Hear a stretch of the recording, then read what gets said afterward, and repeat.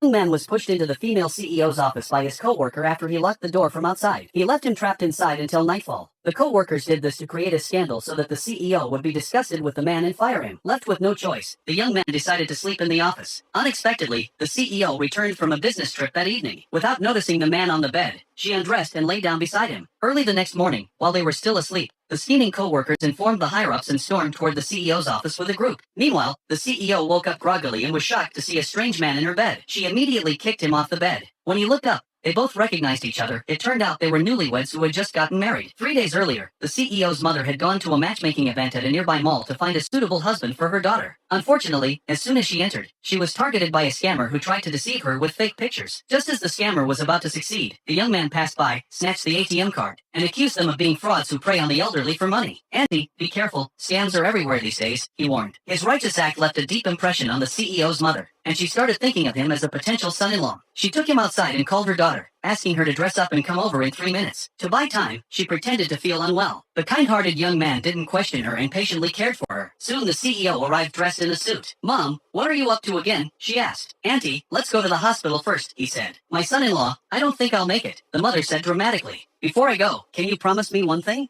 "Go ahead, Auntie," he replied. "I'm worried that my silly daughter won't have anyone to look after her when I'm gone. Can you marry her?" "All right, I promise you. But let's go to the hospital first, okay?" "Okay, to the hospital." But instead of the hospital, the mother drove them straight to the Civil Affairs Bureau. Just like that, two complete strangers who had known each other for less than an hour got a marriage certificate and became legal spouses. Right after, the young man received a phone call informing him he was late for a job interview. He rushed over in a panic only to run into his snobbish ex-girlfriend and her scumbag boyfriend. They mocked him coldly. Just as he was about to respond, the interviewer arrived and told him to come in quickly. However, his resume accidentally fell out of his folder and the scumbag secretly picked it up and hid it. "You didn't even bring your resume to the interview," they mocked. He claims to be a top coding graduate, but forgot something as basic as a resume. He apologized to the interviewer and explained, "I may have forgotten the resume, but I ranked first in my coding program." Pretending to be helpful, the wicked boyfriend stepped forward and said to the interviewer, "He worked so hard for this interview. He even broke up with his girlfriend to focus on it. Please give him a chance." The interviewer scoffed, "Don't waste my time." His snobbish ex-girlfriend sneered, "Your only chance to stay in this city is gone. But if you beg me, maybe I'll help you."